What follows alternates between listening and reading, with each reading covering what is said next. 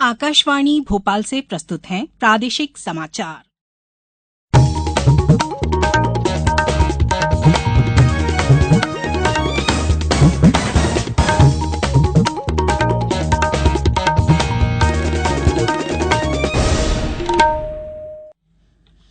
नमस्कार, समाचारों के साथ मैं राना शाहिद। पहले इस बुलेटिन के मुख्य समाचार। प्रदेश में संविदा कर्मचारियों को मिलेगा समय सीमा में नेशनल पेंशन स्कीम का लाभ। सेवा के लिए प्रतिवर्ष अनुबंध की प्रक्रिया होगी समाप्त।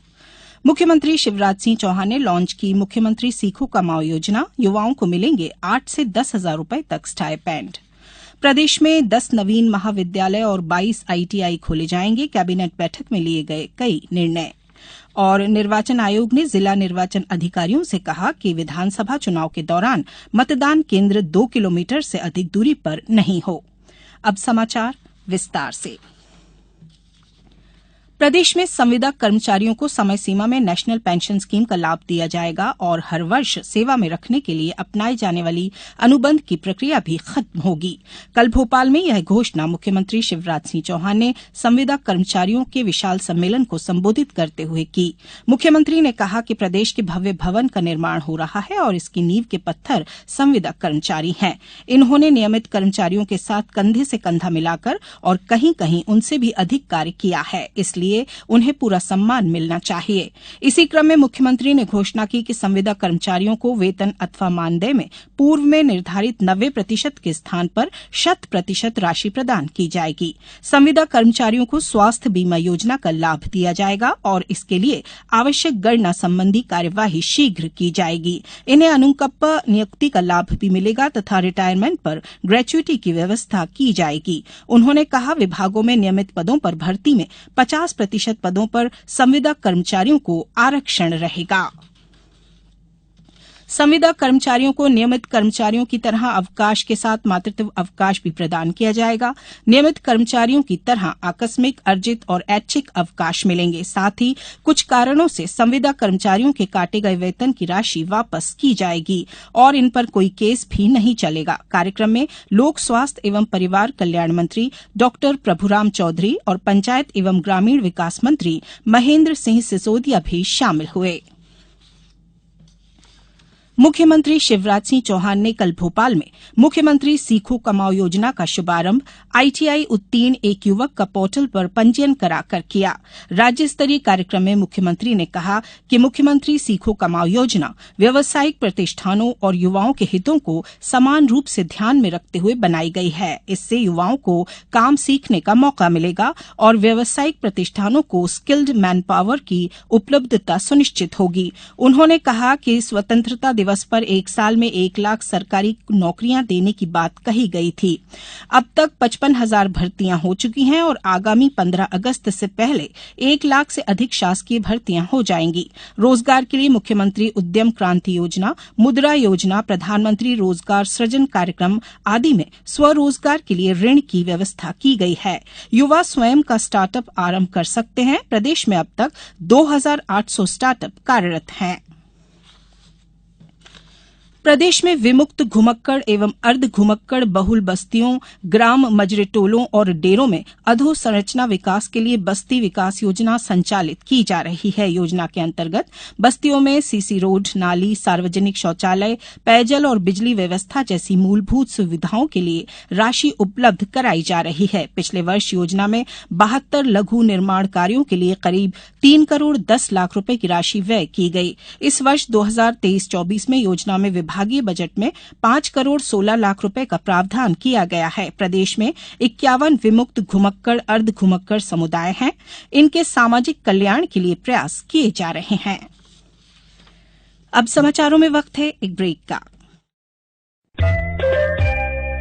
ये समाचार आप आकाशवाणी भोपाल से सुन रहे हैं। हमारे समाचारों को अब आप कभी भी और कहीं भी अपनी सुविधा के अनुसार सुन सकते हैं। ये समाचार बुलेटिन यूट्यूब, ट्विटर और फेसबुक पर AIR न्यूज भोपाल पेज पर सुने जा सकते हैं। इसके अलावा आप हमारी वेबसाइट newsonair.com पर या AIR न्यूज ऐप पर भी समाचार सुन सकते हैं। ब्रेक के बाद समाचारों में एक बार फिर आपका स्वागत है। प्रदेश में 10 नवीन महाविद्यालय और 22 आईटीआई खोले जाएंगे। इसके लिए कल मुख्यमंत्री शिवराज सिंह चौहान की अध्यक्षता में हुई कैबिनेट बैठक में मंजूरी दी गई। बैठक में निर्णय लिया गया कि आंगनबाड़ी कार्यकर्ता को 3,000 रूपये वृद्धि के बाद अब 13,000 रूपये प्रतिमाह मानदेय मिलेगा और सहायिका एवं मिनी आंगनबाड़ी कार्यकर्ता को 750 रूपये वृद्धि के बाद प्रतिमाह बढ़ा हुआ मानदेय मिलेगा। आंगनबाड़ी कार्यकर्ता के मानदेय में प्रतिवर्ष 1,000 और आंगनबाड़ी सहायिका एवं मिनी आंगनबाड़ी कार्यकर्ता के मानदेय में 500 रूपये प्रतिवर्ष की वृद्धि की जाएगी। साथ ही 62 वर्ष की आयु पूर्ण करने पर सेवानिवृत्त के समय आंगनबाड़ी कार्यकर्ता को 1,25,000 रूपये और सहायिका एवं मिनी आंगनबाड़ी कार्यकर्ता को 1,00,000 रूपये दिए जाएंगे।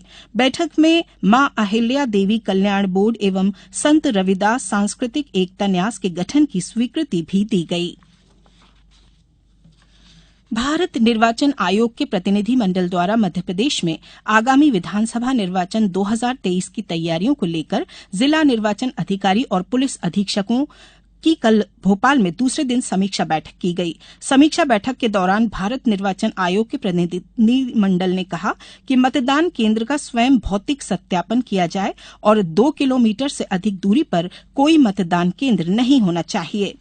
बैठक में पुलिस अधीक्षकों को बॉर्डर वाले जिलों पर सख्त निगरानी रखने, चेक पोस्ट बनाने, अवैध शराब सहित मादक पदार्थों पर कार्यवाही करने के निर्देश दिए गए। इसके साथ ही वर्ष 2018 के विधानसभा निर्वाचन और लोकसभा निर्वाचन 2019 के दौरान दर्ज हुए प्रकरणों के निराकरण पर पुलिस अधीक्षकों के साथ चर्चा की गई। आज मुख्य सचिव, पुलिस महानिदेशक, विभाग प्रमुखों और एनफोर्समेंट एजेंसियों के नोडल अधिकारियों के साथ बैठक की जा रही है।